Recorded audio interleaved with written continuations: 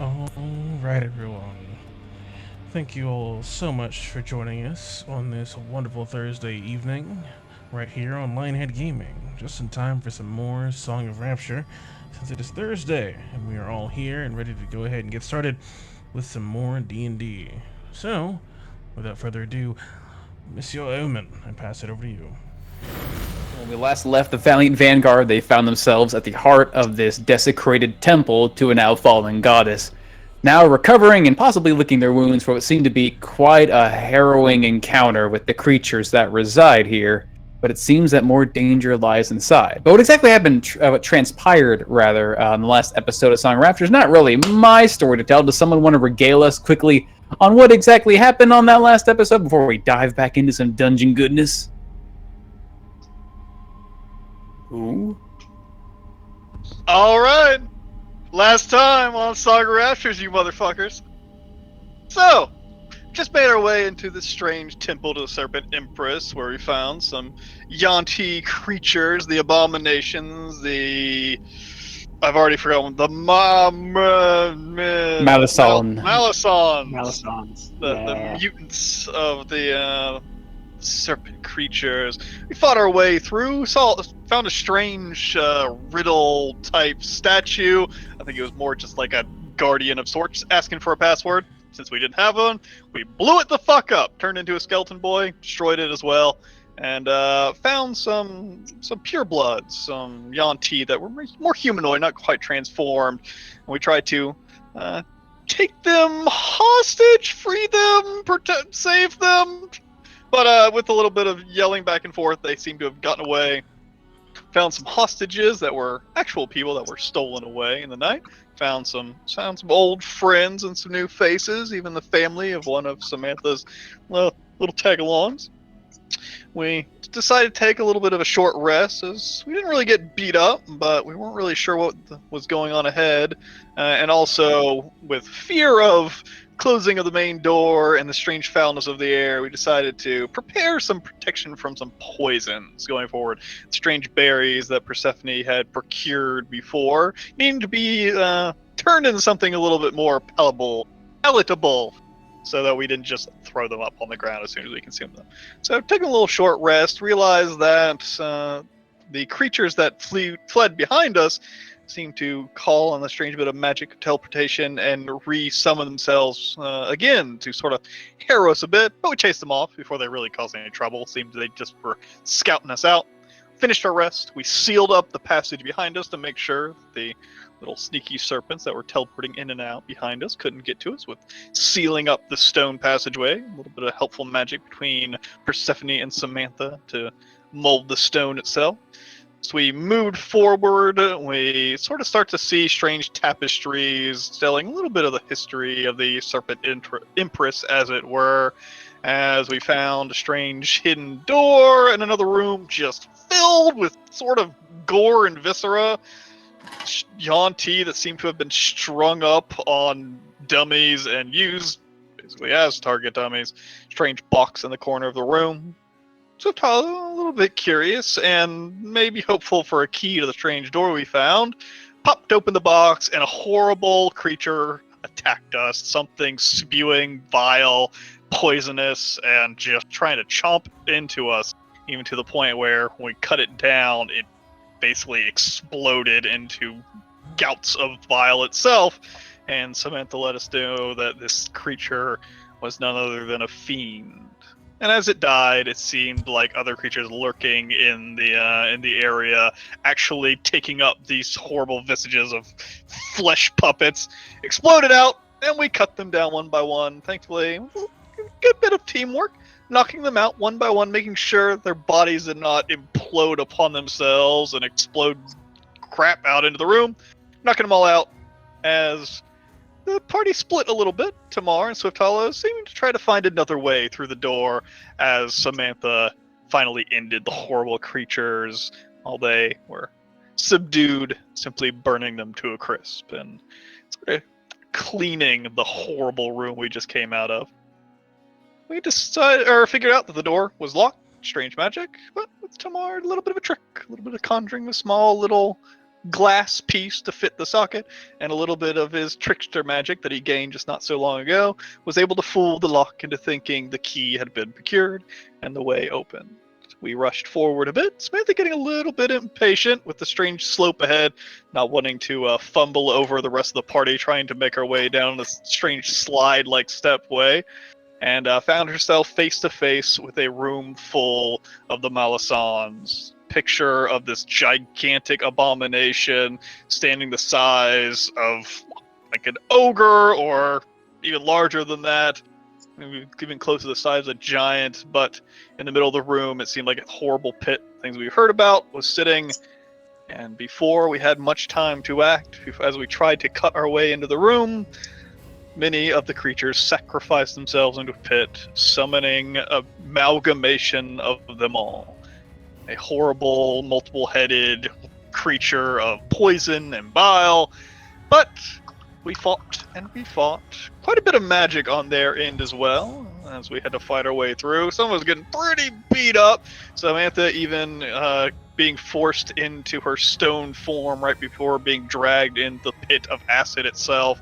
But at the end of the day, saved each other, fought to the last, as I think Quildor or Korn? I think Quildor got the final finishing blow on one of the caster-type creatures that was trying to escape behind the strange glowing door when the swift cut was put low, and the party was now standing in a room filled with gore, with a strange magical glowing door ahead of them, as they saw the picture or a writing on the door that said "The Man Carver."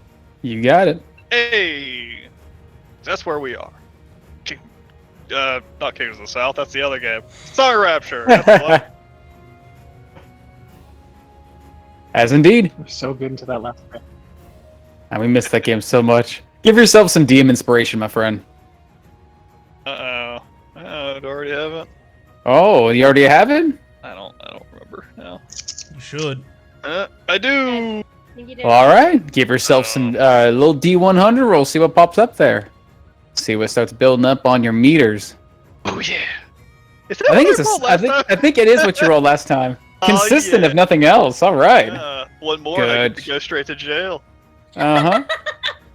As indeed, with the, I guess really drums of battle finally dying down, just left with the soft silence of a bubbling acidic pit, the sound of stone cracking, and soft bubbling as this green ichor begins to slowly leak out upon the stone floor and sizzle across its surface.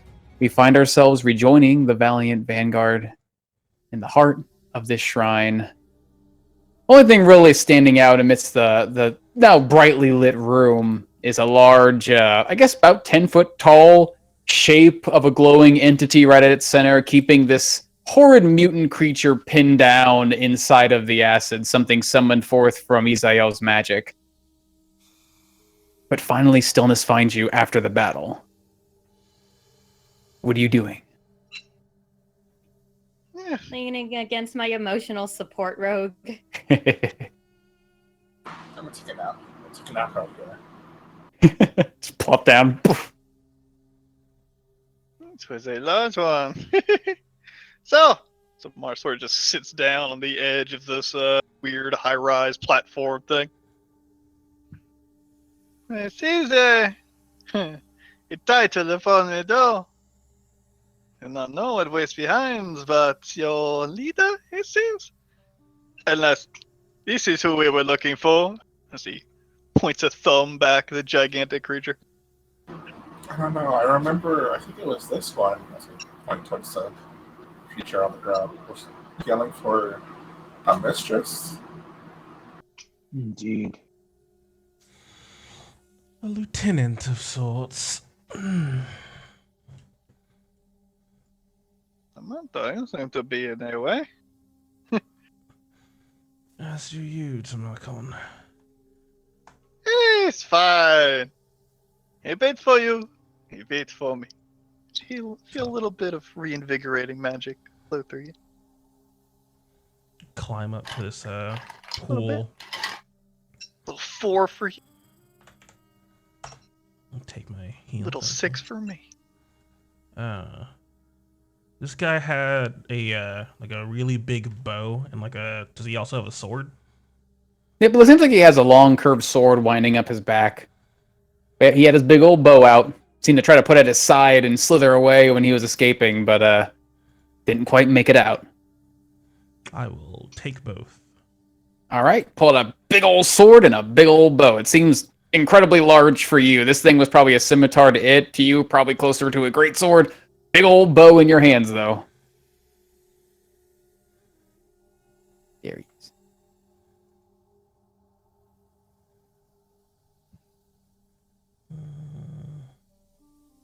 Several of you look worse for wear. Do we rest before we go and eat this? What is that, say, man-eater? Mancava. Do we have time for rest? I mean, we left everyone at the entrances over there. I don't really want to leave them alone for too long. I don't wish to give this Mancava a chance to escape if possible. Then we should kick down the door.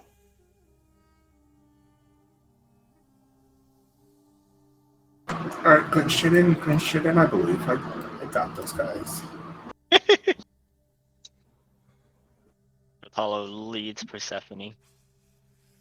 Persephone, Which do way are you we have any going? means to make Corbin and Samantha less, well,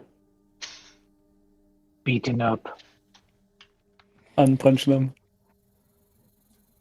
Punch Yeah, them give real me- good. Give me a moment. What do we at? We at 30-minute short rest at this point? Mm-hmm. Do we have you? Cuidado! Aha, this is the one I'm gonna do. I am going to use Aura of Vitality Ooh. to heal my buddies around me. For the next minute, you can pulse out some energy, choosing creatures to and fro around you and giving each one 2d6 healing. It broken. Is it supposed to give my You basically you cast a spell as an action, as a bonus action. You can choose creatures around you, one creature, and that creature gets 2d6. It lasts for a minute. People call it broken because if you're in a state like this, you can just spend the next minute just throwing healing dice at people essentially for free for the next minute. Like, hey, here's 20d6 healing.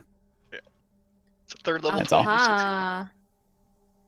Okay, so we'll do Samantha for the first one, then Corin, then Samantha. How many uses? Back I and got forth. 10 more. Y'all, okay, Yeah, you 10 each total get 5. uses. You each get 5. I don't know, okay, Huh? Come on, using your blade again, my friend. Yeah, Is as that yet Kulor. another one of those statues? Stepping down to the southern passage, standing before what looks to be another portcullis. Got it this time.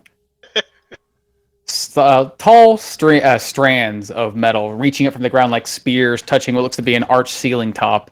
Some sort of mechanism keeping them in place. No bars, no handles, nothing to open. Beyond that, though, you can clearly make out with your dark vision a large statue, probably close to 10 feet or so in height, broad-shouldered, wild hair that, blinking against the dim light, you can definitely tell are serpents. This is a statue of the goddess Medusa standing amidst a room filled with broken and crumbled rubble like chunks of stone. And at the far edge of your vision, oh, your vision only goes so far, you can see the slightest gleam, not in color, but in texture of metal lining what looks to be a box or a case. There's a chest at the end of this room. Something hidden away. Samantha, you should come and look at this. I said, just slice the fucking bars. Yeah, just 3 slices. You cut through each one, your blade ripping right through the stone and metalwork and making short work of this non-magical metal. If I can just go there, and then they all fall to the ground, ding, ding, ding, ding, clattering like loud metal chimes. Is indeed. Forward. Stepping forward, Quilder, you get a better look at this creature. Again, it looks like a large statue of a familiar-looking face, although much more gaunt in depiction, standing with her arms sort of wrapped around her side, and it looks to be a long stone serpent wrapped around her waist. And at the bottom, you could see lining what looks to be what should be a small set of steps, more like a basin around her, has a carving in Draconic, written around like a long, winding prayer around the base of this statue. Which I think you could read Draconic. You're a big old smart boy, right? I fucking read like 5 languages. Yeah, right. Nice. Draconic. You can see it says, "The Empress guards treasures from all who she sees, fortunes and riches from hungering thieves. An uneven bargain is all she will take, or thou shall be treasures to keep or to break." And as the rest of you are doing laps around this room, you can see, to the northern and southern end, you see a pair of statues standing next to it. Looks to be a long strewn chest, a box that seems to be beset by handles, fit to be held by servants. And to the far end, now looking closer, there was a large chest, about the size of your own body, about 6 feet wide, 4 feet tall, wedged into the wall, almost like a resting place, sitting on top of a pillow.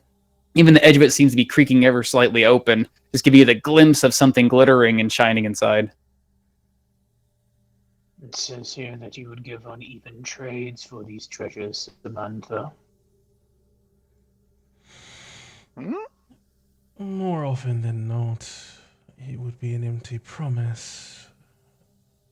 I'm not sure. I just sort of look around at the rubble on the floor.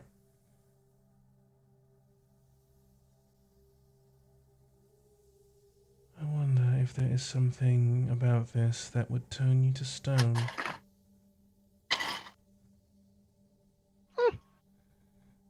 Well, I mean, logically speaking, it's yours, right? So you could just take it, right? I did not know the password to this place. This is not a place I have been. Quildo, did you read it out loud?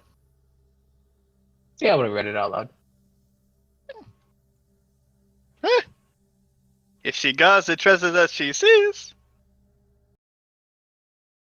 hey them, as Tamar will reach down into his little tiny little bag and start to yank out a gigantic, what looks like a blanket, and just toss it over the head of this gigantic statue.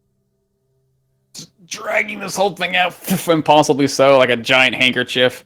And with its size, you can sort of drape it up over its head. These wild, winding, like mane-like snakes go quite wide, and this creature's quite large, but with a large blanket that size, it just covered just past her chin, almost like you're just draping a towel over her face.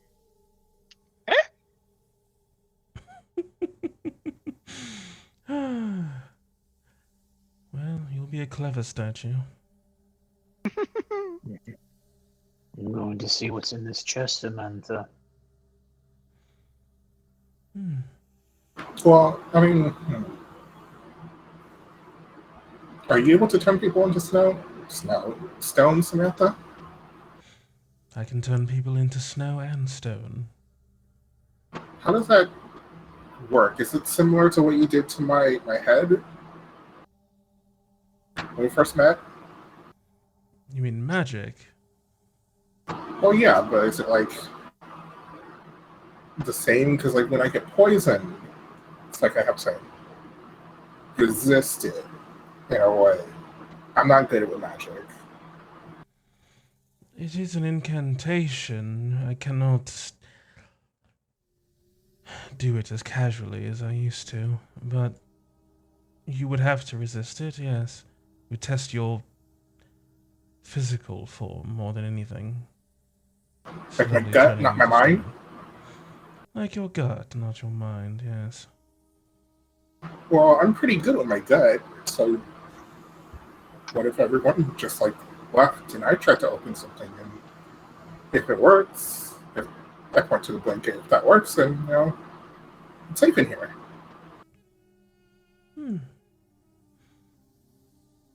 I do not possess the magic to return someone from stone. Do you, Persephone?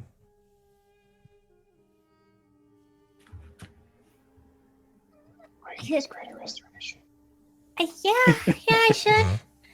I should be able to. How much energy is that? Do I even have that? Yeah, I should be able to. Worst case scenario. I think I'll be fine.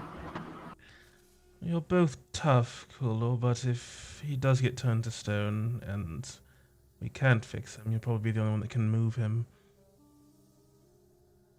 Good thing he's short. Exactly. You shouldn't weigh too much. It definitely does make you a lot heavier. An uneven bargain is all she will take. I wonder if you have to simply pick one? What are the odds it's actually a riddle? I thought the statue at the front was a riddle. As Samantha sort of just muses to herself quietly while sort of taking in the room a bit before making her way back out. Is there any like carvings or things on the walls even that stands out to her other than the statue that has a blanket over it? Sure, give me an investigation check. As you're trying to find, it seems like mostly there's not a lot besides like some just ritualistic carving. Seems like the way that serpents offer up treasures on knees to their goddess. It seems like it just seems like mostly stone rubble along the walls. You just see looks like more Yanti offering things up, taking off clothes and other basically all of their appropriations and handing them up to what looks to be the center of the room, which is the goddess. Besides that, just seems like everything else you could see, like thing to the north, statue thing next to chests, statue to the south and next to chests. Are these tarps on the ground? They are. They look like soft rolled out, not quite padded, but otherwise linen. I guess what you probably just guess to be something of a simple nature for a temple like this. If a creature were to come pray to a goddess, they would do so here rather than laying upon the stone. They'd have a place to kneel down and prostrate themselves before the goddess. First, is gonna see if there's anything hiding under them. It takes a little bit. You can pull against one edge and you hear as the chunks of stone begin to roll off and away, sort of falling into a pile. I have mold earth. I can just move. You just move your hand and the whole stone slides in a great pile away. And yeah, it just seems like this moves up and down. There's nothing really up or below or around it. Just seems dirtied. Okay, well that was my guess. Alright. If you don't want to be in this room while I open a chest, I suggest that you step outside. Well, give me a second, Cloder. I'm gonna try investigate this statue. What are you do? Why are your clothes falling to the ground, Corin? That's what the pictures were depicting. I assumed. Is that not what I'm supposed to do, Samantha? Whatever you do, I believe on you. As you feel Is your this a dream? bond getting bolder again. Am I in dream world No, right now? you're not dreaming. I mean, you could certainly make an offering. It does seem to be what the script is implying. But I don't think you need to offer your clothes, Corin.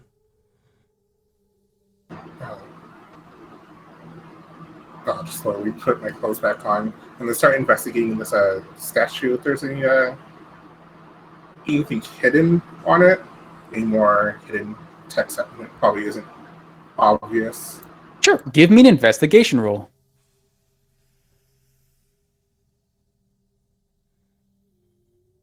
All right. Damn. Looking over this giant statue, most of it seems to be, I guess, common stone, almost like it was carved from some of the rock actually of this temple itself and formed into the shape of, well, Medusa, the Serpent Empress. The first thing you do catch with your apparently super sharp eyes is the eyes of these statues seem to be a different stone. Even the tiny serpents seem to have these teeny tiny pinpricks. Thankfully, with the giant glowing light of Samantha in here offering the sight of color to your dark vision, you'd see that each one seems to be of a light, almost mint, evergreen color. You'd probably recognize it as being probably serpentine. Both the eyes of the serpent, and if you veer it around the other side, the eyes of the Empress herself. And then probably just doing more laps around it, doing the good old-fashioned Sherlock Holmes method. You could definitely read Draconic, right? Yeah, you can. You'd notice as you're reading the passage where Cooler stated, the Empress there's something off about one of the words. At glance, it seems pretty simple, but it almost seems not like a typo, but like someone had scrawled upon the word harshly with a pen or a claw or something. The word seems to be almost mauled into the side of this thing, and almost intentionally so. Fortunes and riches from hungering thieves. But besides that, just seems to be a strangely immaculate statue in the middle of this desecrated place. So the word hungering on here is weird, Samantha. It looks like someone was like either angry or maybe wasn't part of this originally.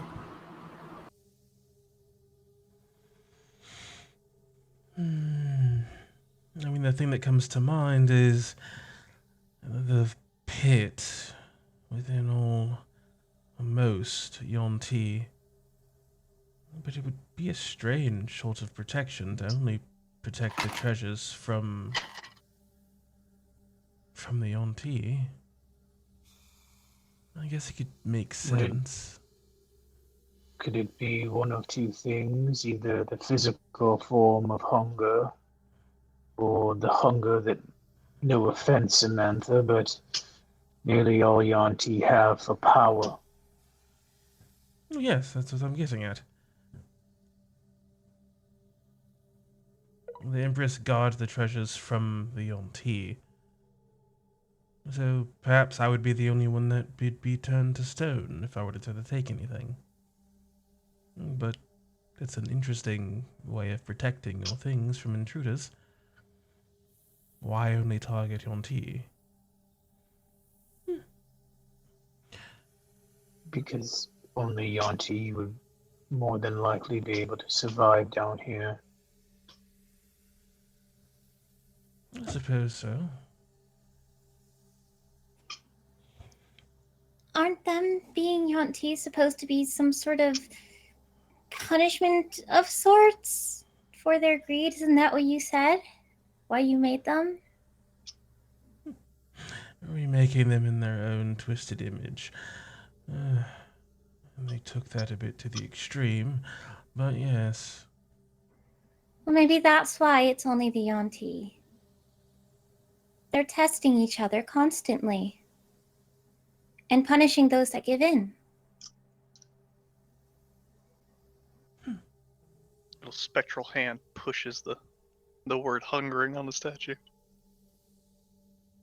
Yeah, just hand moves along it, grinding, moving along what looks to be. It almost looks like, I guess, looking at it now, Corin, like the word hunger has been imposed over with scratchings and markings of a different language, but something indecipherable, something just chaotic.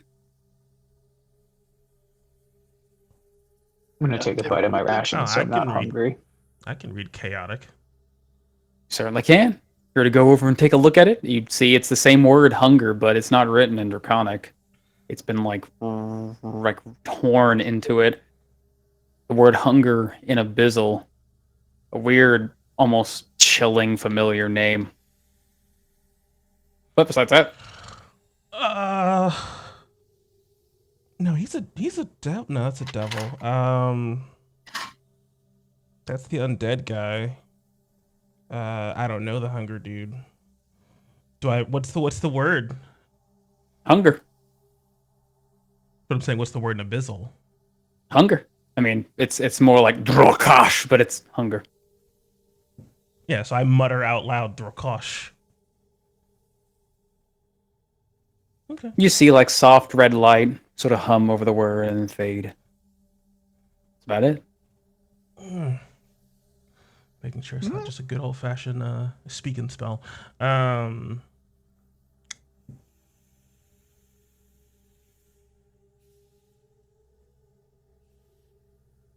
No, I'm drawing a blank. I got nothing. What do you do? I'm gonna go open this chest. All right, everyone out. Everyone out. Start pushing Samantha out. Do it, Quitter. Do it.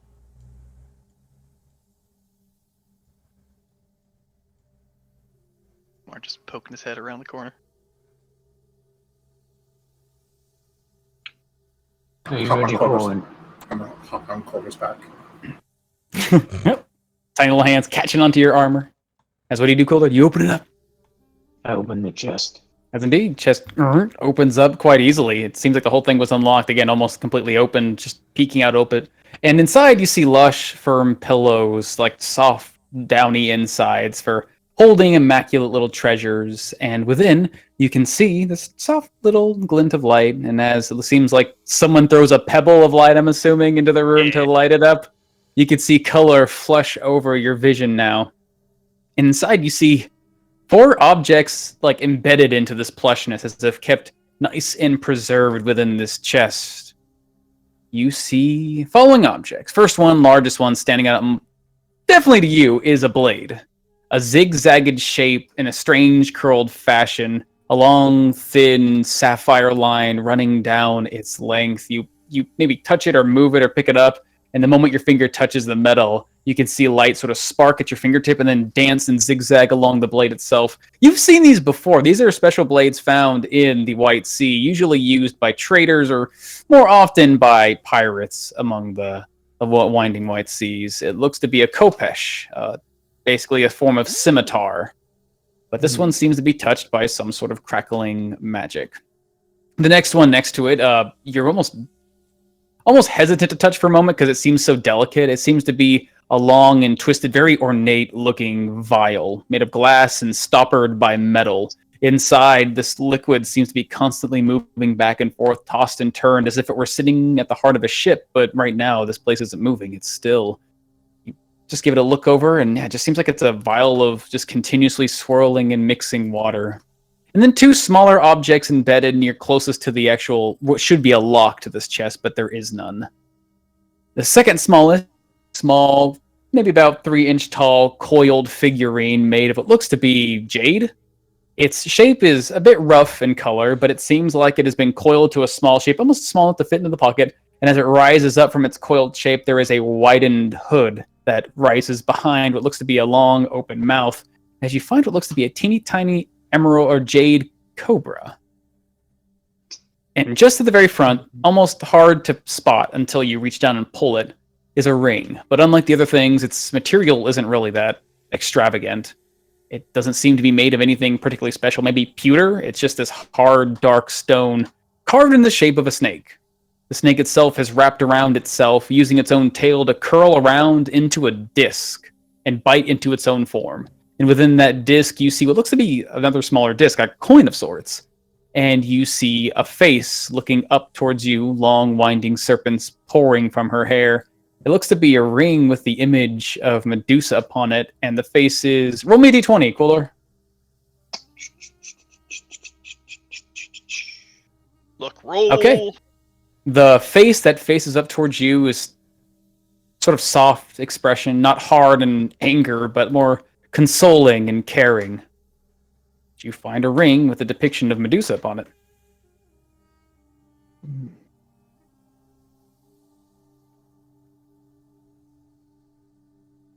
As I will make sure these all stay on this pillow as I will pick up the pillow. All right. Mm-hmm. And you pick up the pillow. Step Do out. I the hear first. anything going on behind me? Like, is this statue moving at all? Turn around and look at the statue. Towel draped over its head. I don't look at the statue. I'm just He's listening.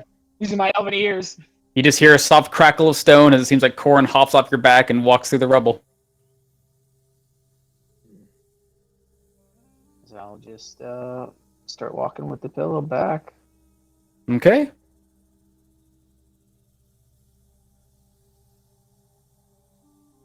Little hand just floating next to you, just tuck in the carpet or the blanket up underneath it to keep its eyes off you as you pass by. Yeah. Carefully walking, step over stone, over step, over stone.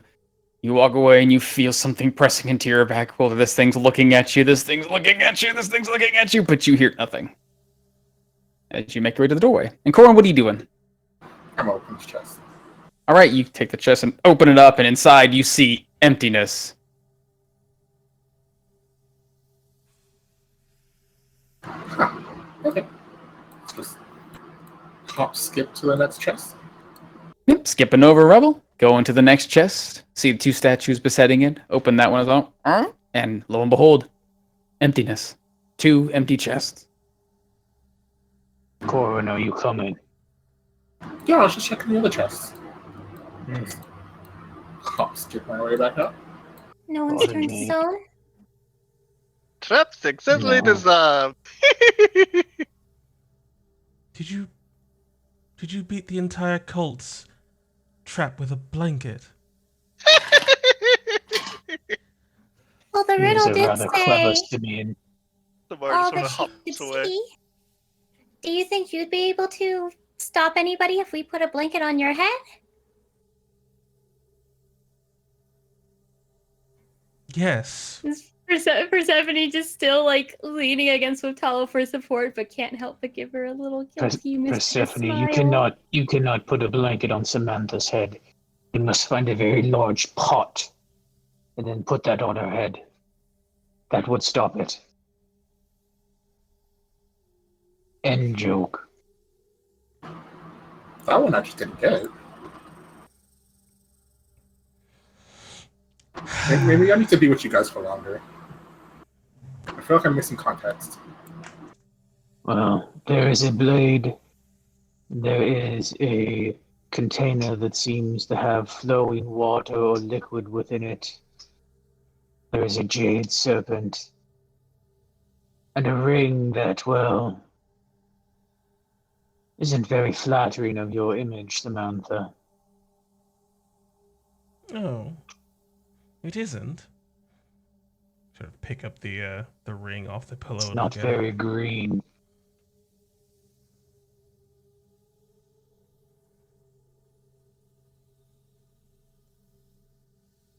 What do I see on the ring, God?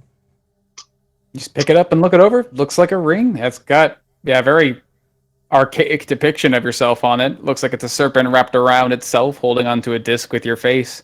You turn on the other side, you can actually see another face. Looks like yours on the other side, where it pressed up against the finger it's worn, only that face. Its face is twisted in anger.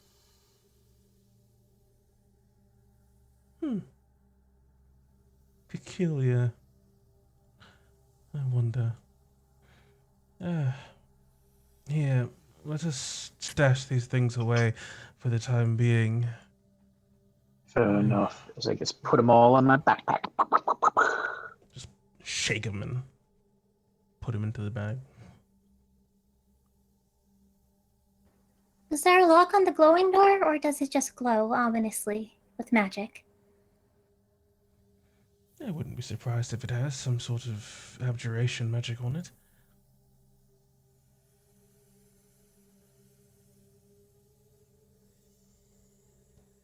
So just walk past all this erupted earth, so I'm not stepping in rubble. I'll check and see if it's magical. So I get up close to it, just take a big sniff. Yep, walking up to the door again, you can see the front of it seems to be smothered and even carved in the shape of that abyssal word that seems to say man carver. And even around the edges of it, where it touches the ground, almost completely flesh, you can see the soft outline of red light beaming through. You take a big ol' whiff, Corin, and it's almost choking the moment you breathe in. Just an overwhelming amount of abjuration magic, just tacking your new magical sense. Yep, that's definitely abjuration magic. Oh yes, the aborigine magic. Cooler, what are you eating? He said he Right. popped up in some rations a second ago. Did you miss that? Not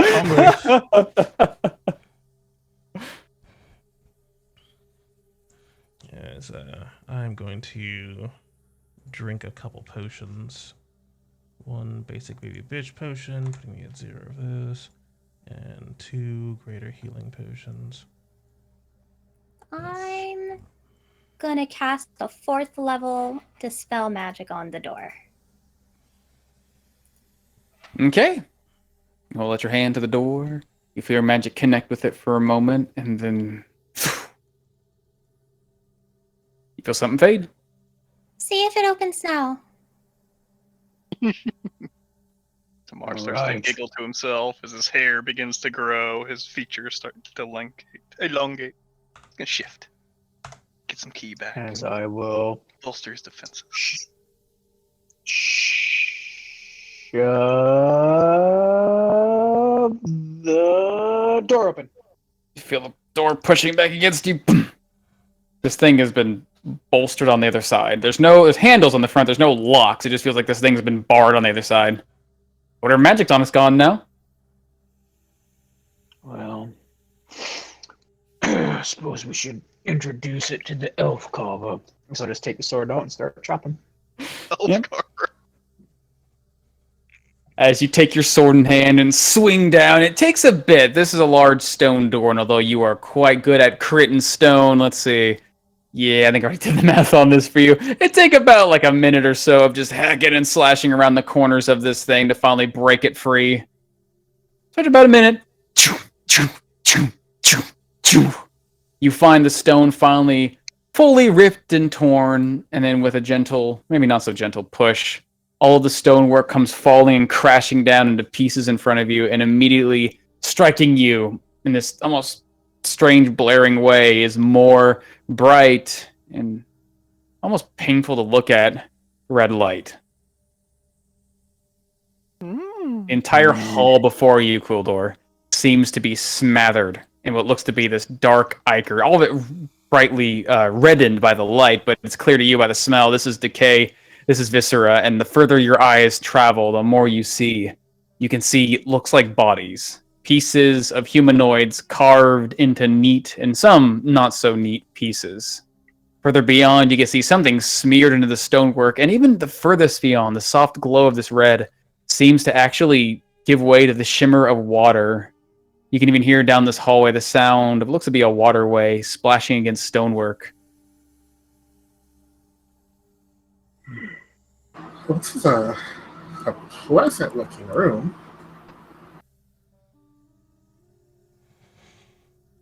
Not in the Well, slightest. shall we go into the belly of the beast?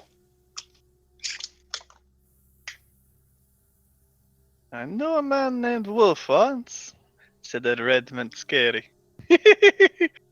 As Corin and Quildor, you step into the room, this light begins to bear down, and the moment you pass the doorway, you feel that light piercing into your skin and just racked with pain, as something in this room is just pulling upon your life itself, reaching deep inside you and yanking it out, as each of you take 29 necrotic damage.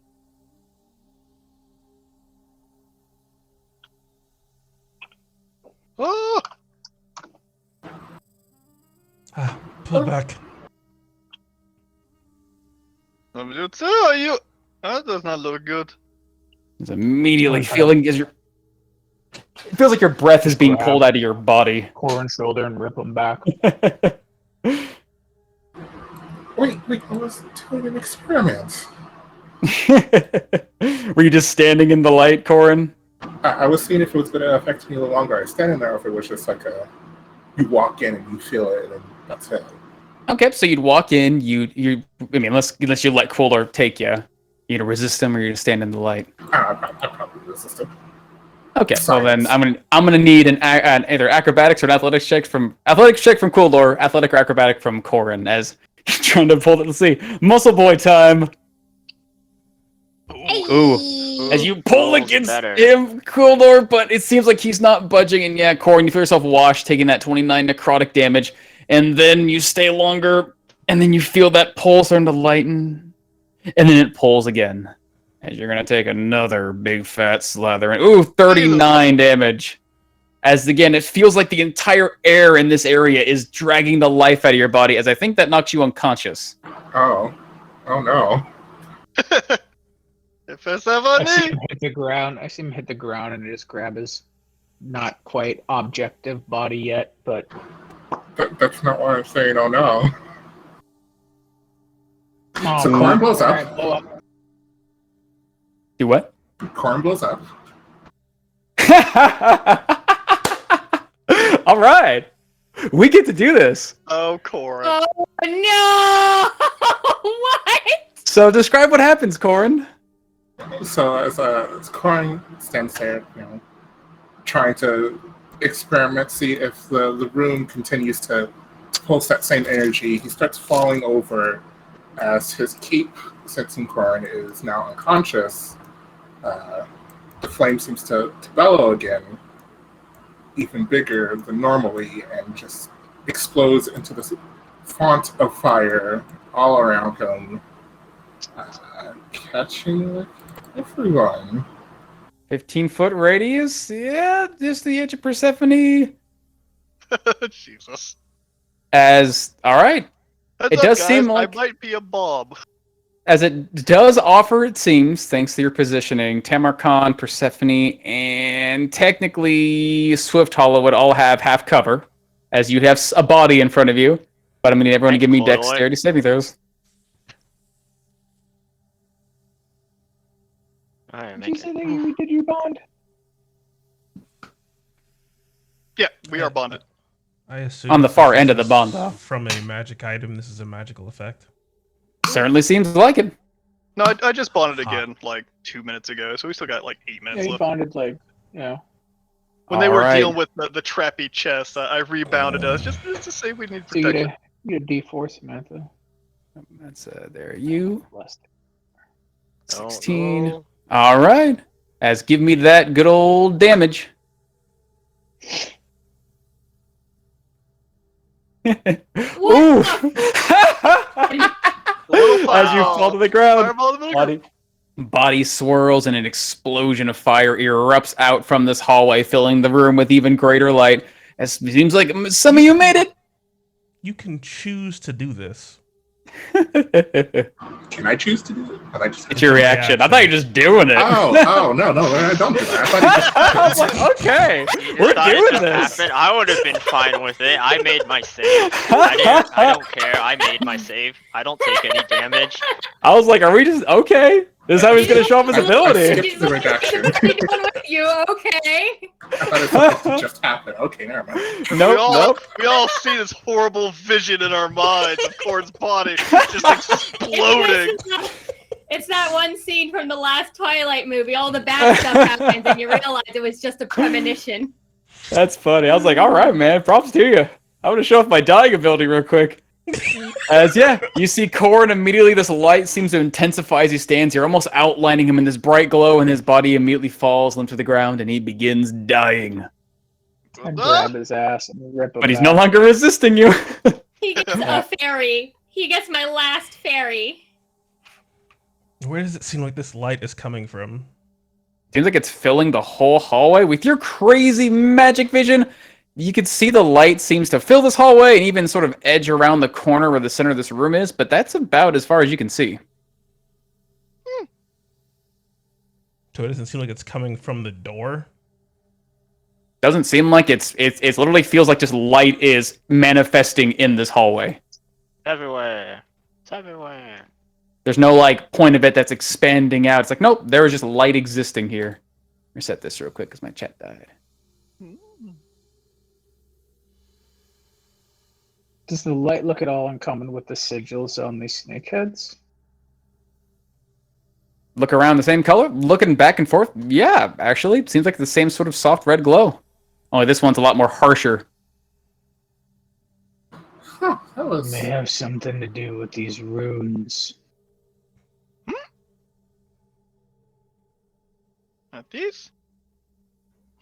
We need Tamarga's to disrupt them. pokes at one. So take my sword, just kind of tap it. You sort of tap against the room, you see some light sparking off it a little bit. Clearly these runes are magic, but that's about all I get from it. Ting, ting, ting, ting, ting. Look back, the light doesn't seem affected. Does it seem like the light has an end point, like it stops after a certain point? Looking down, 'cause I can see. Like I all the said, way till it looks the like water. Yeah, same. It looks like you're looking over. You see the light in the hallway. You see the middle of the room, which seems not really touched by the light. And then beyond that, maybe a touch just past that big old circle. And then beyond that, just seems to be a pool. Looks like a running stream of water. Seems like it's isolated to the hallway and then around the other side.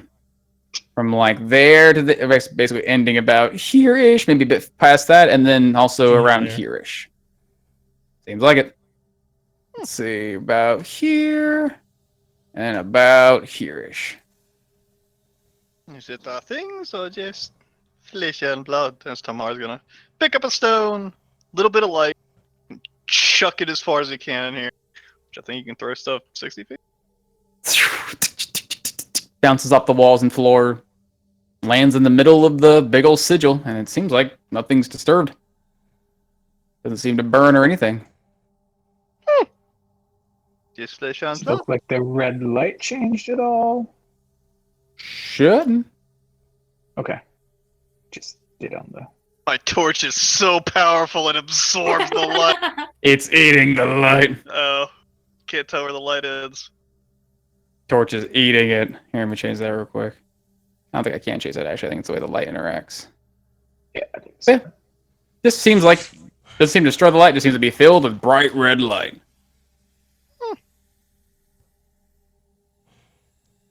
And I get close to the light again. Not close enough to like get injured again, but I'm gonna sniff it.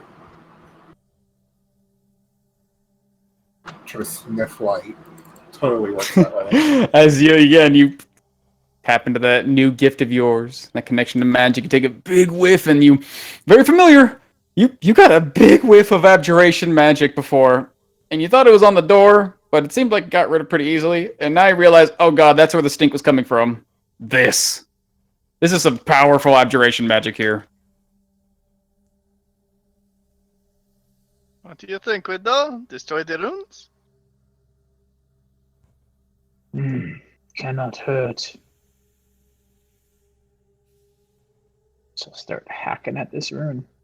Yeah, easily enough. Sword carves right into the stonework. It seems like these things aren't particularly magical in material. You do see as soon as you cut into these things, the light on these runes sparks and then immediately fades and goes dark.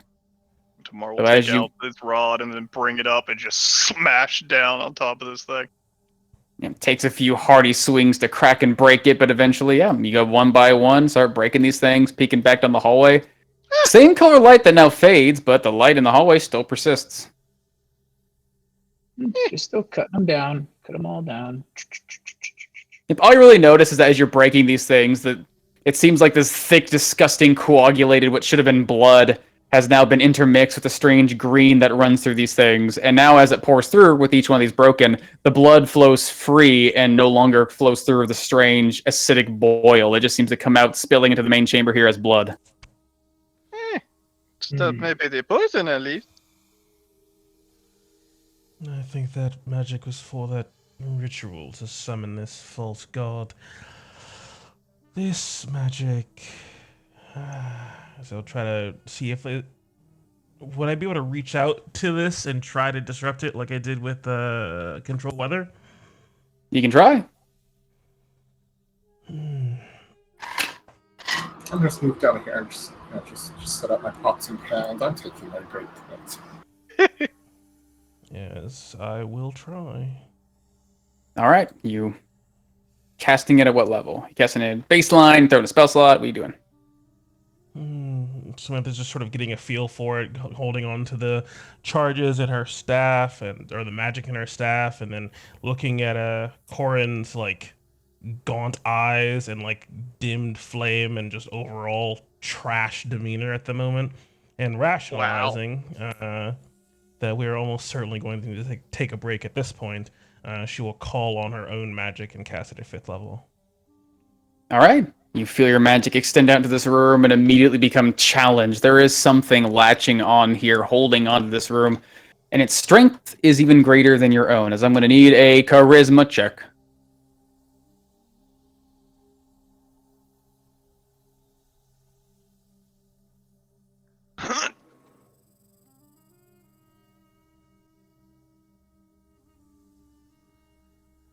Little bond.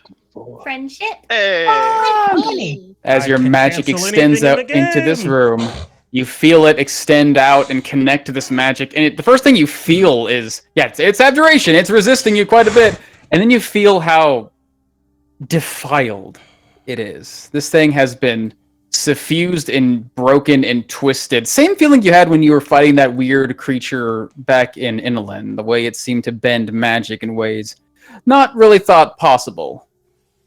And then the magic breaks, and the light in this room, while still somewhat present, begins to gently fade. Yeah, Persephone, you would notice as Samantha like casts out this magic and sort of has this flash of realization.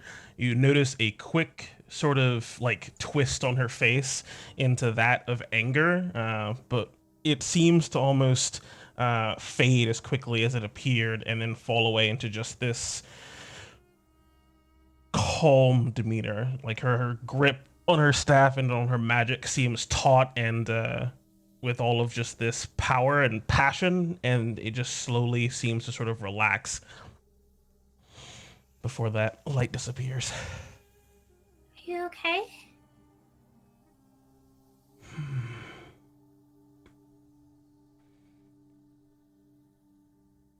I'm just realizing the error of my ways. But as she says that out loud, it almost just sounds like she just sort of hums or softly sings this short little verse to you. It's a strange sound as she just says that out loud, but she says it in Celestial. Yes, I'm fine. Corin, I have a spare potion you can drink. If you need it. You might need it. Are we gonna head in now, or? No. We're going to guard this door and as I will summon forth my good friend. Peak? Mr. Peak? Peak. Madman No. Peak. Oh, Not wrong Madman friend. Peak. Other friend. I will summon forth my familiar. And try to make sure our friends at the entrance are alright as well. As you see a tiny swirl of feathers, and then familiar little tiny serpent reappears in space, blinking and sort of finding himself in the new area. At the heart of danger. Very well. I'll go lend my eye where I can. Yeah, send Raziel. Give him some short directions back to the entrance. If she escapes, her power has been diminished greatly. But I do not want ours to be diminished as well. As you'll see Raziel fly to the doorway, sort of stop, his wings sort of fluttering to and fro, looking around, and then moves back down, and starts on away. Did we actually fight in that room? I don't remember what that room was. Here, Quildor, since we're taking a moment, see if I can figure out what these treasures and trinkets we acquired do.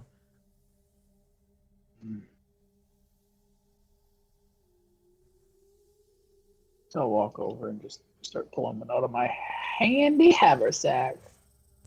Oh, you have a haversack. Okay. Good man. Damn right I do. I split the party to find that bitch.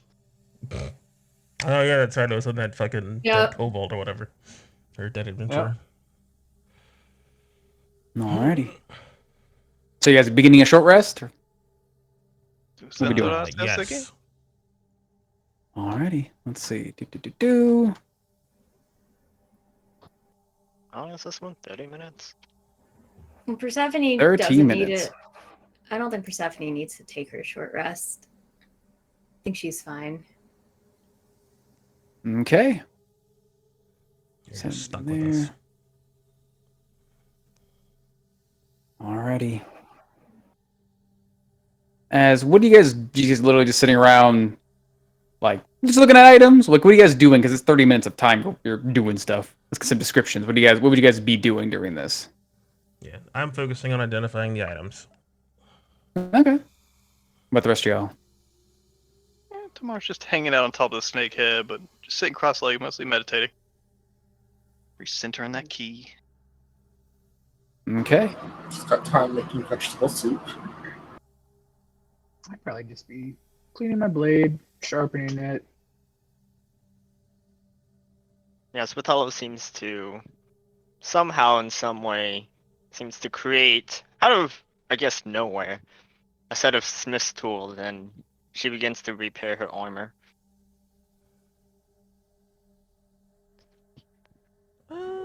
Okay. Since I'm looking at these over a short rest, can I do two things at once, God? What are you trying to do? I want to take a look at these items, but I also want to almost absent-mindedly just sort of softly sing to myself in Celestial and cast Prayer of Healing. You can... I'm going to say for the sake of casting spells, you can do one or the other, because one is you're doing this continuously for 10 minutes, and then you do a thing, and then you're spending time focusing on what the items do. Like, your mind's in two different places at that point. Okay, I was hoping, because it was only a verbal component, but all right. And it's as you just also doing magic. Yeah, So it so takes 10 minutes to cast. So yeah. So are you identifying the items first, or are you praying some healing?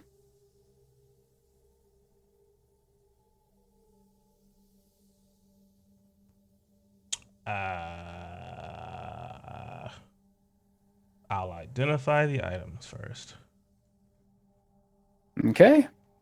It's a spell I don't really want her to be conscious of.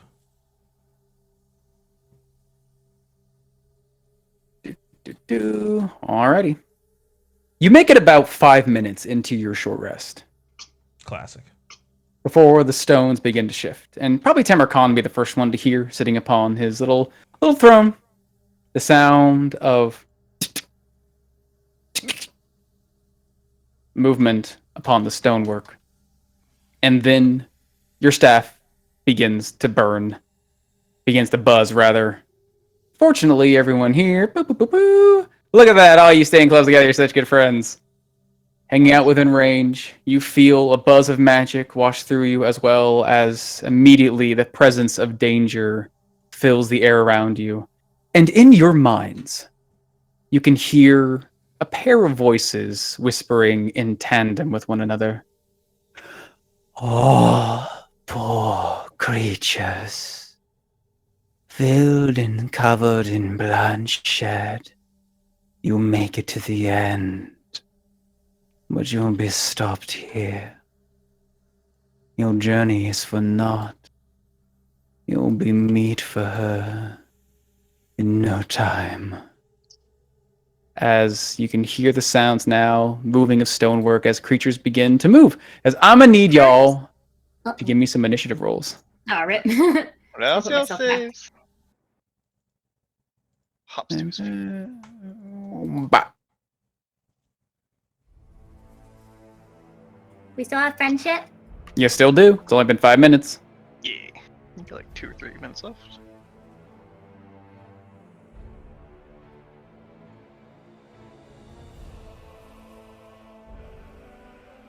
Another D4s.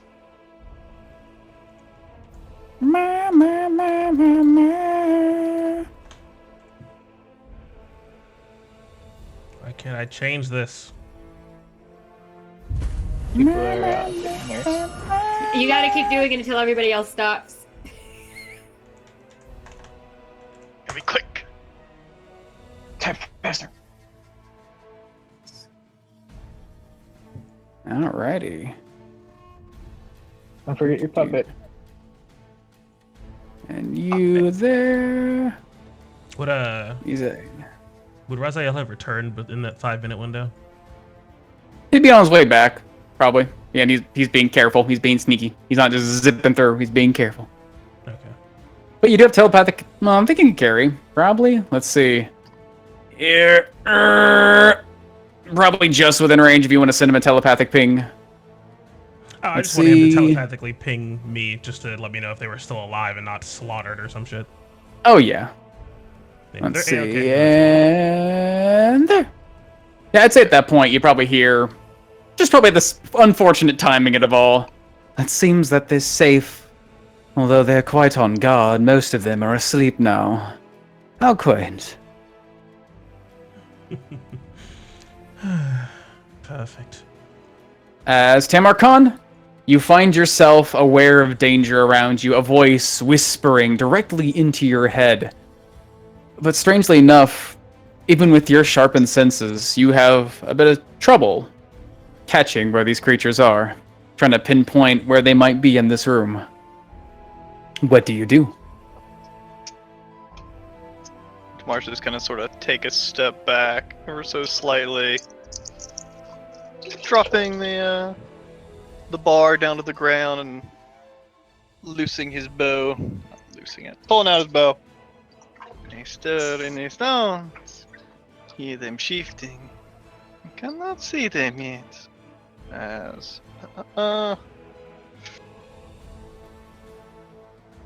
first, well, he's gonna use his action to hold his attack to shoot a dude. Just with normal +1 arrows.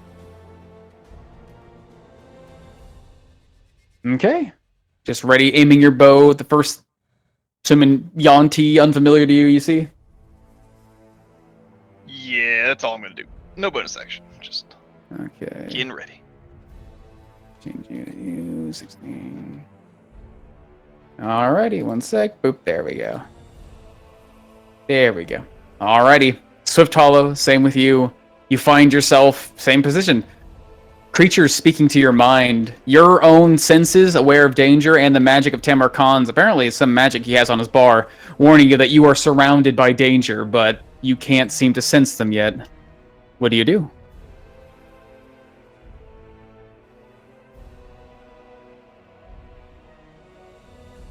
With Hollow will also go to her attack. Alright. She seemed to be in the middle, but hearing this danger, hearing these voices, she seems to pull her crossbow out. And she has a bolt loaded. And she will also use her action to ready her attack. For Yanti, or any other enemy. Okay. Yeah, I'm just setting my action if I think I know where a hostile creature is, even if I see him or not. So if you catch wind of where they might be? Yeah, if I see Okay. see a There we glimmer go. or somebody knocks over a pot or something. Alrighty, that works for me. That's not right. Perfect. As with your weapons ready, let's see. Eeny, meeny, miny, mo. Meeny, miny, mo. There we are. Perfect. As you'd hear in your mind, Tamarkan, Persephone, and Samantha, that voice hissing in the back, something that almost draws upon something intrinsic, not necessarily your mind, but almost your will. A voice that pierces or certainly tries to deep within your heart. You're tired. The task ahead of you is too dangerous. Continue and you will die. You'll find solace in surrender. Do not resist. You'll only fail. As Tamarkan, Samantha, and Persephone, I need you to make me charisma saving throws. Yeah. Oh. Oh, Persephone wins. Hey, 17! Hey! Power Hey. the bond! All right. As you feel these words digging deep into your psyche, then reaching down into your heart, almost trying to pull and seed doubt within you, but you're able to resist it, finding resolution in your cause. I believe no. I haven't even met. Alrighty. As Corin, wounded in the corner, getting ready to make some food. Seems like danger's here. What do you do? Just kind of hop away from the group just in case I don't set anybody on fire. Corn will close his eyes and then reopen them as it seems like his eyes turn into living flames. As I will once again try to tune into the magical awareness, see if I can find whatever magic is keeping these creatures hidden. Well, alrighty, look at you using all these fucking items. This is looking, I love this little ability. Sense of spell. Interesting. You, with this capability, it smells almost muddled, but this room seems to be completely suffused now. Almost like if you're stepping into a room that's been set with garbage, it smells like weirdly twisted and horrid illusionary magic. But fortunately, your senses would draw your nose, I guess in this case, to the presence of what seems to be at least possibly a spell or something like it, almost like an artificial smell of a spell. You would sense that sensation coming down. Let's see, there we are. Just past you, through the brazier here. Down here, closer to the door. And even furthest across here. Here. And even seemingly dangerously close down here to Tamarkan. As you'd probably sense 1, 2, 3, 4, 5... Yes. 5 presences of a weird facsimile illusion spell. Dangerously close to Tamar. Seems like it. With my essence extending out around me, feeling the air. Is he within 10 feet? Seems like he's... you can't quite sense him. Not quite there, but you... Seems like if Corn points it out. So I'll look over, figuring out where most of these creatures are. I'll look over to Tamarkan. Tamar, there's a creature a bit to your right, I guess, on the nose of that snake.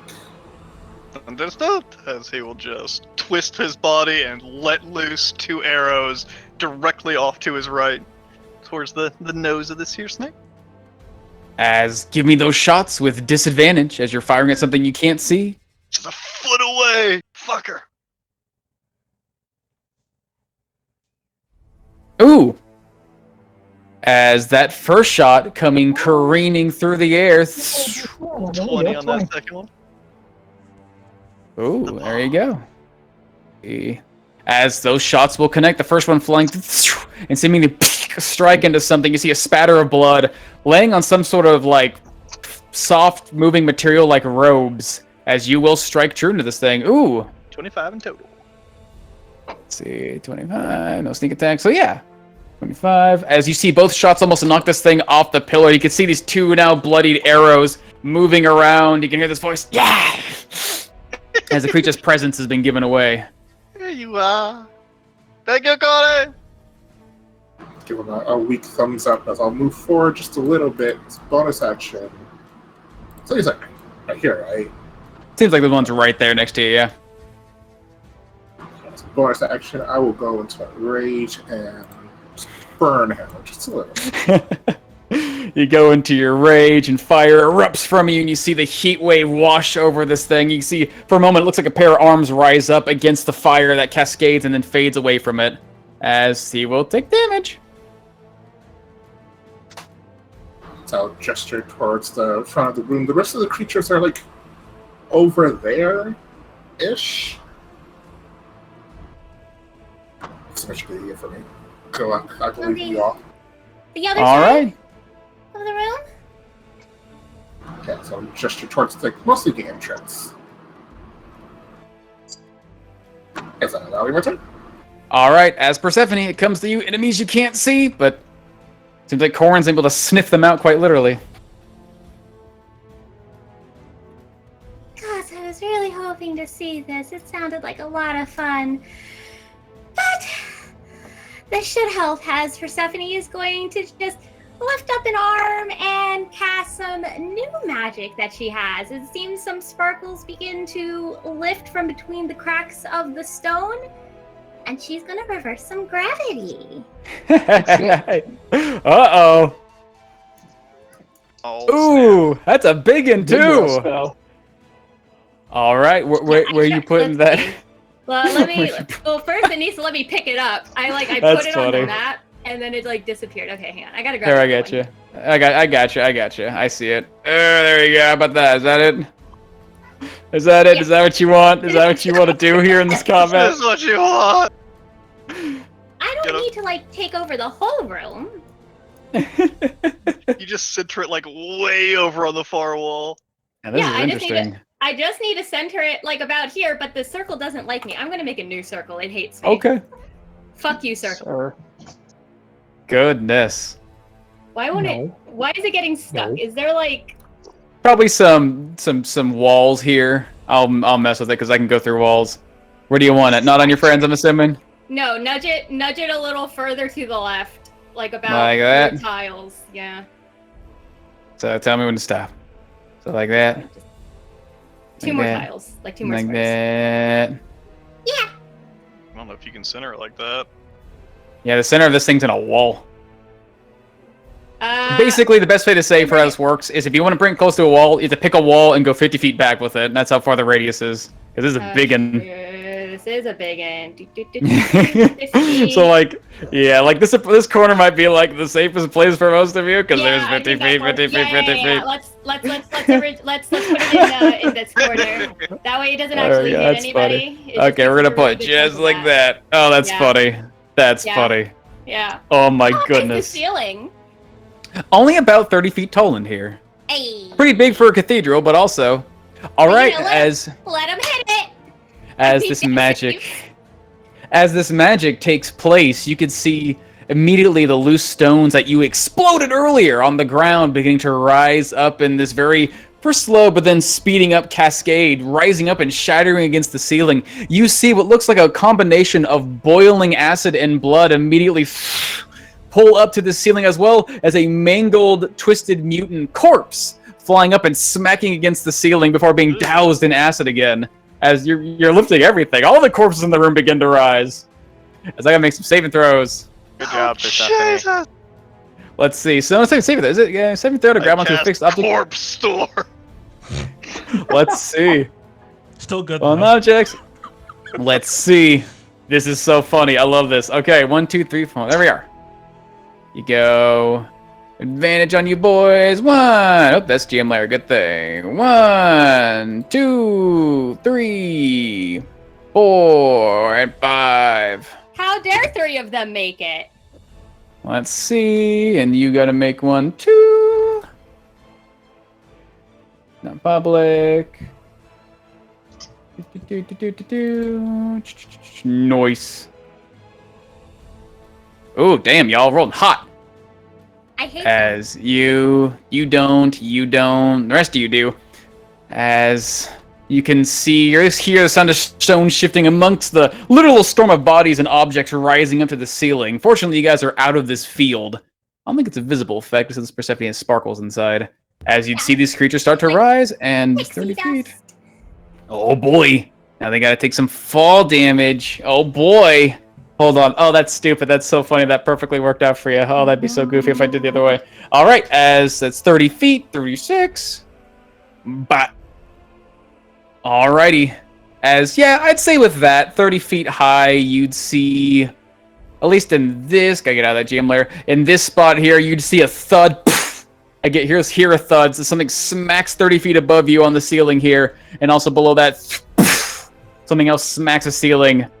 It seems like something is drawn to the top. Goodness, that is fucking goofy. Okay. How do I do you? Oh, goodness. What's up, girl? When they take damage as a reveal, or can I just like see? You just hear a thud, and you might see like a spatter of blood against the stonework on the ceiling as they smack into it, but it doesn't seem to disrupt whatever magic that's keeping them hidden from you. There are 2 spots up there. 2 of them hit the ceiling. Please do not go into the sparkle circle. Unless you want to fly, that's okay too. I still don't have a bead on them. And with my bonus action, I am just going to click my little heels together and just double my speed with my Quickling Souls. And that's Okay. it for me. Alrighty. It's so good. So let me double check that real quick. No. What was that? Interesting. Interesting. Now, the object is encountered. That's funny. I like that. As down to the south, I guess at that point, yeah. No, actually, yeah. You'd, Swift Hollow, Quildor, and Isael, in your minds, you'd hear a similar whisper, unheard to you before, but now whispered into your mind, those voices calling out, sinking deep into your psyche. The world is shifting, try as you might. It will all fall apart. Give up. Your actions have no merit here.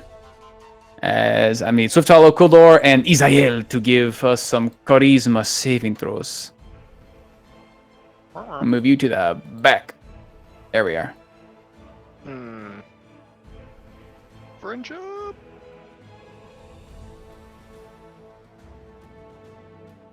Damn, everyone's rolling hot. As indeed, you feel this voice trying to instill something inside you, trying to seed a thought into your mind, but you are able to withstand it, and it has no effect. Your words do not frighten me. It is you that will fail. As Isael looking to and fro, seeing creatures pinned to the ceiling, looking down, seeing Korn facing off against one that was wreathed in flame, and then seeing one shot by arrows. My magic is low, but it is still strong. As he holds out his hand towards the thing with arrows pinned in it next to you, Tamarkan, and 2 bolts go flying through it, trying to shoot him with an Eldritch Blast. Disadvantage, but he's still going to try and shoot. Achoo! Oof. Flying over the head, the arrows seem to duck just in time. Ooh, 13, catching the wall, shattering behind him as stonework flies to the ceiling above, where the wound was left on the wall. Oh. I need still to recover. But I hold my faith strong. I will slay that one. Alrighty. Interesting. I need to double check one more thing, because this is going to be interesting. The ground of the thing, which means an object, avoiding the fall. It's a an object. I mean, they can let go. Interesting, but how does that... They want. That is... Which object okay. did they grab? They gotta be Hard able to say. grab on somewhere they fly. Mm-hmm. You don't know, they're invisible. Like if you were standing like right there, there's nothing you can grab onto, right? Yeah. Mm-hmm. So they have to all be standing near something that doesn't. What about these braziers? Do they go up? Those are tall pillars about 20 feet up. They have fires on top of them. Gotcha. Big old sturdy These things. But yeah. fell over though, right? Yeah, that's just a braid. That was just literally like a bowl of boiling flesh that got knocked over. Yeah, now But it's all on the ceiling. liquid, all the liquid. I guess it's yes on the On ceiling. the ceiling. Oh yeah, there's a All puddle the- all of the boiling liquid human keep going flesh on the up. ceiling now, and a giant corpse. So basically, all the corpses, the things you killed, the rolling heads, cooler. There's a head count literally on the ceiling now. Is the gong on the Everything ceiling? got raptured. Gong seems to be fixed to the ground. Okay. Although you do see the metal gong part like upside down, hanging. Okay. All right. Blast it upwards. All right, this is gonna be interesting. Okay, as you'll see, next to you, Tamarkan, this thing writhing, trying to find itself. It seems like these arrows are sort of stuck in place, but you do hear the soft as something, I guess, from its position, tries to fly in your direction, and you see, I guess maybe here with your special blind sight, more than see, the soft, familiar hiss and singing of tiny needles flying in your direction. As the first one goes flying, you almost, I guess, technically moving feet. I'd say it would be normal against you in this case, because it's just close enough. You see the dart go flying, and it comes striking in your direction. Let's see if it hits. Oh, 9. Flying right past your shoulder and pinning to the wall, and the moment it goes flying, you can see the magic on this creature finally fade. As you're faced with what looks to be a Yuan-Ti like the others, but more human in design and appearance. It looks like that of a pureblood, although you can see an assortment, like almost like a shawl of scales running down half of its face. Its body seems to be beneath its robe, strangely contorted, its hands and limbs bending at weird directions. And at that point is when he throws the second dart at you. There you But also, he reveals himself, so... He I certainly can does! shoot him. Give me that shot. Give me that shot first. Ooh! 13 damage. As- Attack. 13, as that will. Ooh! As that will connect with him, you'd see the arrows pierce into his side. He barely holds on to the edge of this snake, but that dart does come flying towards you, Tamarkan.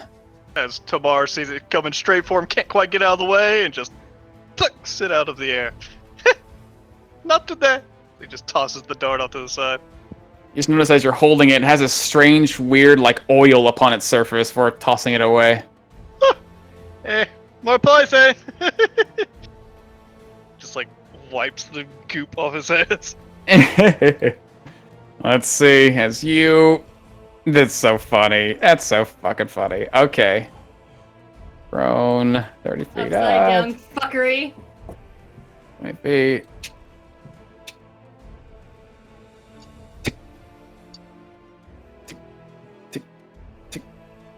I don't think they could do that. Interesting. Make it about there. That'll be funny. Reaches down here next to you, Corin. Within, you can see something shift forward, this burn mark, the light fading away, and then suddenly shifting. Something is trying to strike out at you suddenly. As the moment before it's too late, you see a sudden, looks like a hand coming at you almost like in a blade fashion, but the long, thin nails at the end of each finger threaten to pierce you. As he's going to be stabbing out with advantage. Hi. Yeah. Ooh, a 24. Yeah, that'll hit. As these fingers come piercing in, you do feel they seem to be sickening to you. This terrible racking pain that runs through your body as your muscles start to stiffen. As this creature does appear to you, as you'll take 5 + 2, 7 damage in total with your little resistance. And as that poison racks you, you do feel like it's trying to seize up your muscles, as I'm going to need a Constitution saving throw against being poisoned. Ooh. I'm not blessed, but I am a halfling. You do have advantage on it. Also, you're halfling. Oh, because you're a halfling. It's poison. Yeah, you're a stout little boy, so you already have... But also, halfling, yay! Either way. You with him? Oh, well, roll 1 and a 2. Oh, wait, no, that's... No. But, Oh, no, wait, but he's not the... bonded, never mind.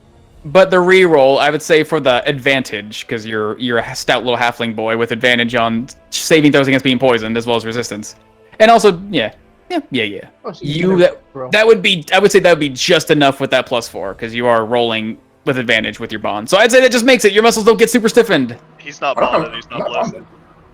Oh, well then you feel your muscles immediately begin to seize in your body, almost like you feel like stone is sinking into your muscles as you find yourself restrained, unable to truly move from your space. Your arms move too slow, and then a second strike comes striking out at you. Ooh, 16. Oh wait, that probably still hits. Yep, that hits. Fuck. As it stabs into your shoulder and he pins you hard to the ground. And you see at this point, as he tries to pin you to the ground and like lean over you, his feet start to catch in the air and he grabs on holding to this pillar, keeping himself in place.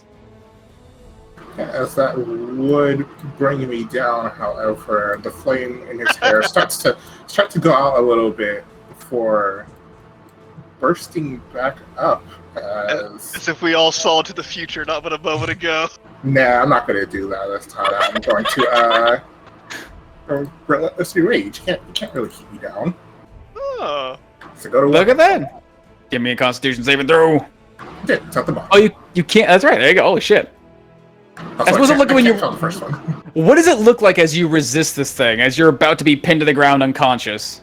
Yeah, as the flame in his hair starts to slowly start to dim down before he just quickly grabs the hand that stabbed into him as his flame just kind of brings back up, and he just kind of looks back up and grins at the strange Yanti.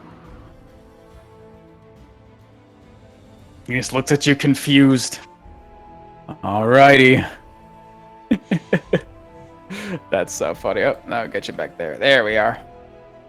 Interesting. I like how Yeah. that doesn't take your reaction, so you could do that and also blow up? You just decide not to die. Well, you don't Alrighty. actually hit 0 HP, which you actually need to do for the cloak. You only go to 1. Yeah. As you see down here, yeah. Holding just over the edge. Yeah. Holding just over the edge of this pillar, trying to throw over his ally's shoulder, you would see a dart come shimmering out of this sparkling field at you, Corin. Another advantage shot coming. Oh boy. Ooh. Ooh. As that would connect, Let's see. revealing the Check for creature down south. stun. For the restrain, yeah. Oh, Those actually, are that's a stun, you're right. It is a stun. That's different. They're different. And I'm a relentless switch again. DC was 15 this time. As you feel this dart pin to your body, it almost tries to dizzy your mind. This Iker is trying to make you almost drunken and sickened, and then you feel yourself about to fall unconscious, and then again, that fire burning inside, keeping you going. Still restrained, as he will get another shot at you. Still Tiny clinging as mountain best with he a can. Doof. Oh my golly. Ooh. Jesus. Does he have advantage though on that one? He's low corn is restrained by poison. Okay. Let's see, how long can I get lucky? How long can you get lucky? 20. Ooh. Damn! As you're just taking all of these, should be unconscious, possibly death blows at this point, but you were just standing firm against them. Good shit. That's fucking funny. Okay, now with all of that, Samantha Deus. Enemies whispering into your mind from the invisible field. Some of them seeming to be clinging to the structures of this now almost broken place, trying to keep themselves from flying to the ceiling. What do you do? That sword. What kind of sword is it? That looks like a scimitar. Is that a simple weapon? Nope, martial. Swords are martial. Fully, I can't use it.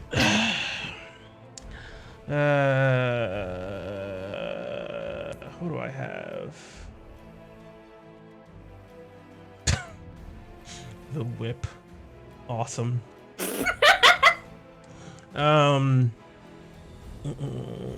Actually, aren't whips martial weapons? Whips are martial. Was I just fucking freebasing that? You were just rolling with no proficiency. You just whip things, whip things. Wowee. Okay. Swift Hollow, hand me your gun. Make bullets for me first, and then you can use whatever bullets you make. Sort of looking at the opponents coming out of their invisibility.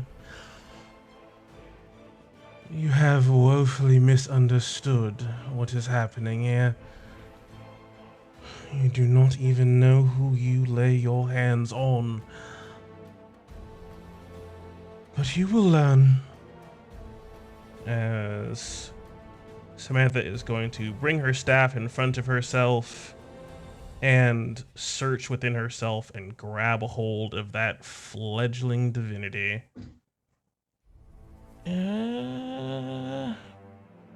Fuck, that is actually really hard to use.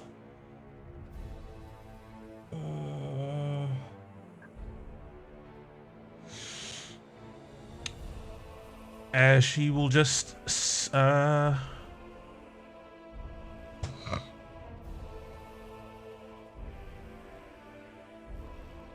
yeah, fuck it, risk it for the biscuit.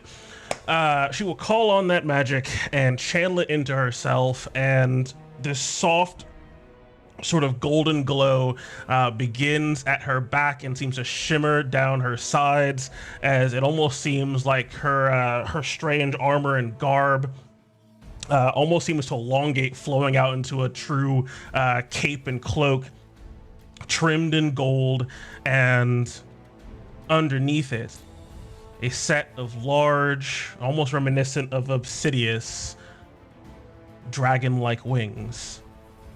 As her crown of serpent spreads out on the top of her head, looking around this entire place.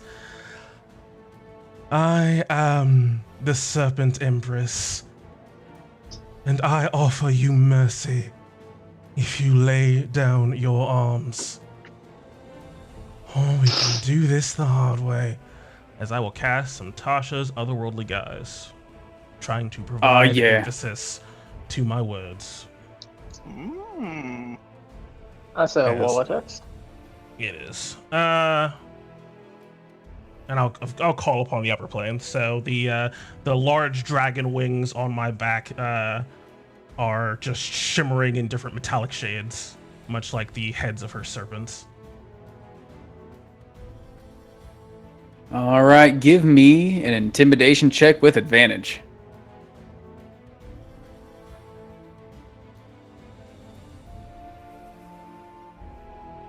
Ooh. Well, it doesn't get any better than that. As you'd see. Because it's You need a powered by D4? friendship. Oh, as the It doesn't Vanguard. get better than that. Roll a 4. Oh, 1. It gets better! As you would see the creatures that you can see around you immediately look to you in confusion and then horror for a moment as they seem to be desperately clinging to what looks to be these now mostly broken serpent heads and otherwise pillars around this area. And you can see immediately as some of them are reaching for weapons at their sides are now sort of withdrawing and putting their hands to their sides and even sort of crouching, hiding away at this majesty of power.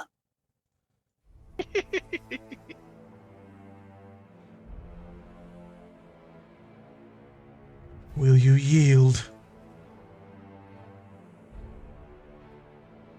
As you see one of them begins to open its mouth, and then this pulse in your mind. A false idol, clinging to magic. We die for the true god now. All of us. And you can see the robed creature stop and sort of look around them, and then just sort of duck down, cowering, looking conflicted. It seems that there is one amongst you that serves as your leader. I will free you from your chains. I still have an action. I am going to take flight. How does reverse gravity interact with flying? Interesting how it works. I think you turn over, because I'm not certain. Because if he's not anchored in the ground, I think it's literally gravity is pulling you up, and so you turn upside down. Yeah, interesting. So I'll just sort of pivot myself, seeing the effects of gravity, and launch myself forward, spinning at the same time. Interesting.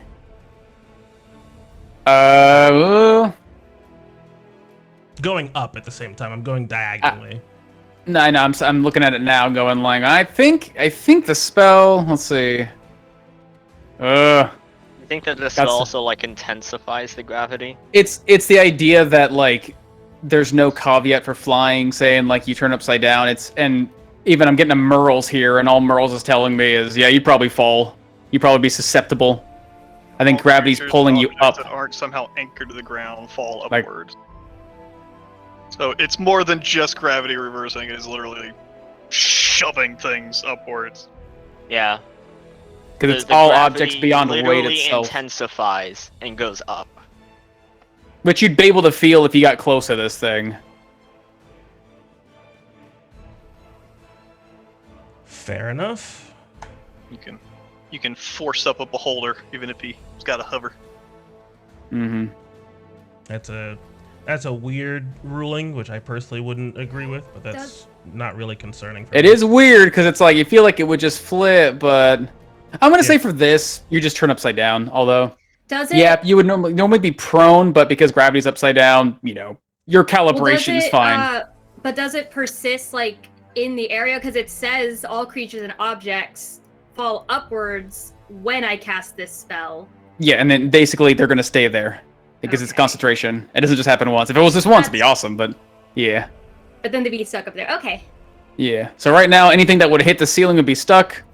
I'm going to say for this, yeah, the intention's probably not to just send everything to the ceiling.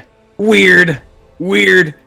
But again, normally flipping upside down while flying probably puts you out of your balance and prone you, but magic keeps you aloft. You're just feeling weird now. Ground is now up. The enemy's there you go. Down.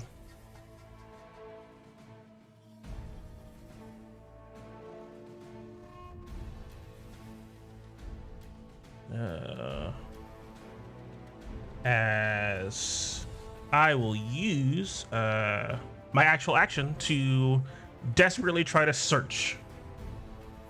Just snakes everywhere, just trying to pick up any signs of something moving, using a perception check.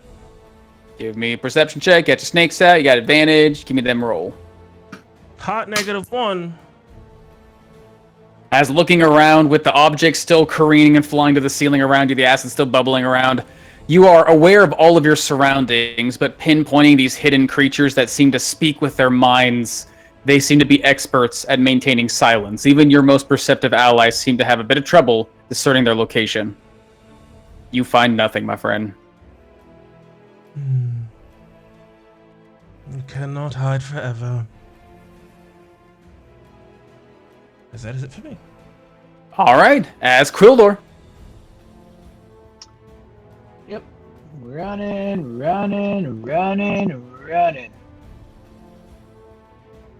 Leaping over poor Corin. She may free you from your master, but I will free your shoulders from your head. So I'm going to strike out at this mother trucker. All right. Give me those attacks. Oh, is that'll connect? Both strikes cutting into this creature's... Oh, all of them cutting into this creature's body. Let's see, 15. How do you want to kill this guy? It's hot tea, exactly like I said. His head. Strangely enough, in a really horrible, beautiful, glorious way, you slice this thing's head off and you expect blood to spatter and go everywhere, but instead it seems to curl and whirl in like this winding ribbon to the ceiling as it follows after his head. And as his body would fall, his hand goes limp on this pillar and he flies to the ceiling. Get raptured. Dead corpse, dead corpse. Protect Corwin and just kind of tower over him, shield out. Making sure he T-pose. gets a lot of cover. Nice. Alrighty. Yep. As Tamarkan, it comes back to you. You seem to have a bead now on one of your enemies. Seems like gravity shifted, Samantha sprouted wings and is flying upside down within this twisting, contorting field. And voices still whisper in your mind. What do you do? I'm going to take my bow and throw it forward in front of me a good 10 or so feet out into the air. As I watch it shoot upwards, I'm assuming. You certainly do. Goes into the air, unbolstered by anything, hits the ceiling. As I lean back and pick up my bow. This will be different. As I leap out towards this guy, swinging my bar as I go. Trying to knock him on the side of the noggin. Trying to just knock him out. Alright. Oh. Nat 1, not gonna do it. Advantage. Fuck. Alright, I am actually trying to jump basically above him as second swing gonna try to come in. Really need that other attack. Fuck. Actually, bonus action first. I am going to try to, and I'm trying to just kick him in the side of the head. Give me that kick. Oh, as that'll kick. Doing that damage roll. As a little bit of key gonna pour into as that. Gonna try your key's sending out through your foot, this creature's body goes limp.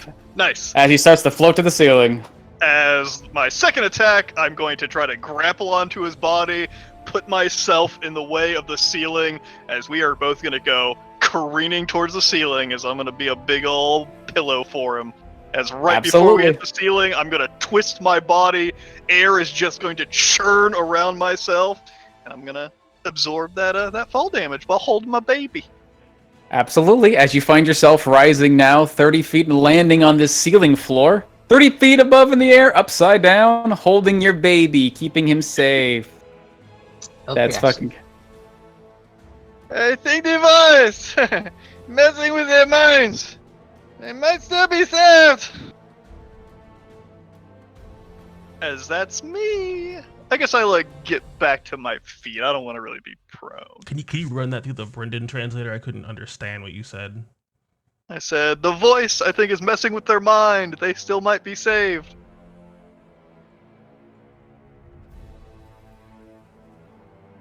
Destroy Alrighty. the source and save the people.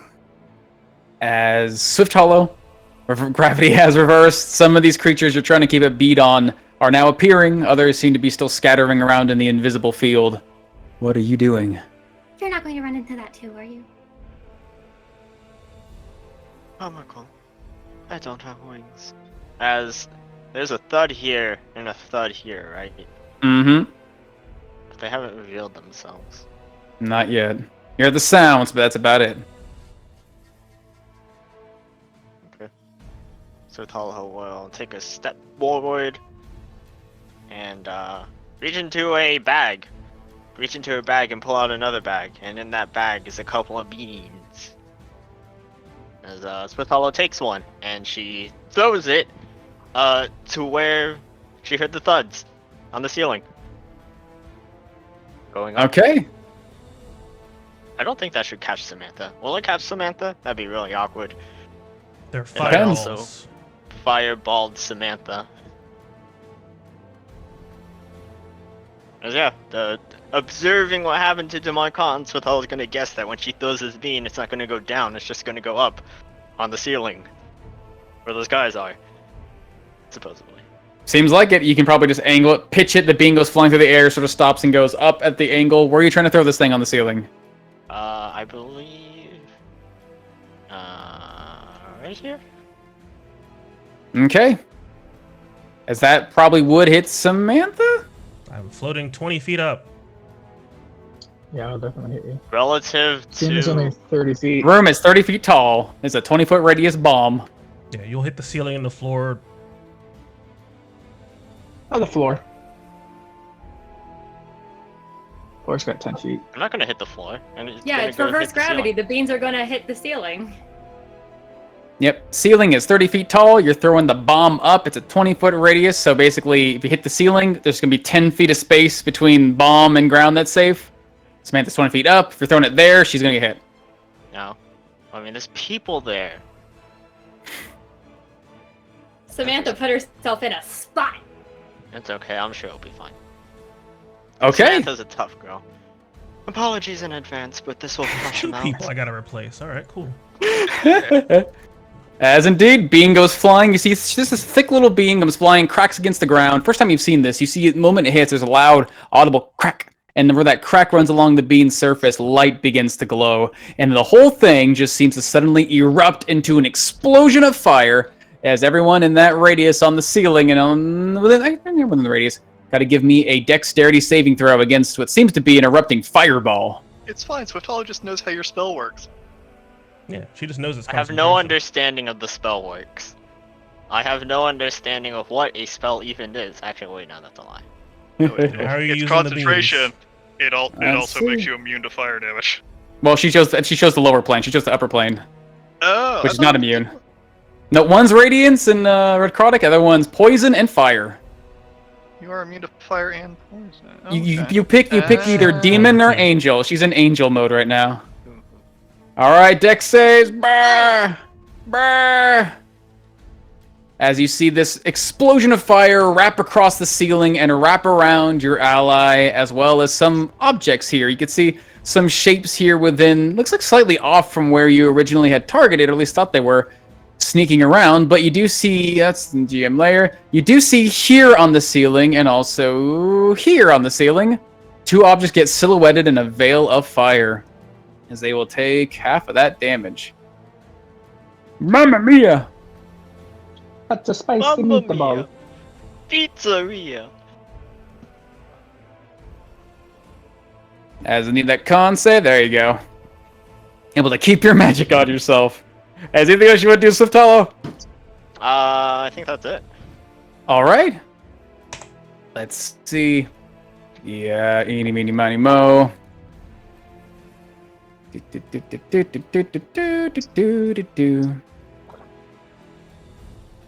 Sneaky, sneaky, sneaky. Let's see.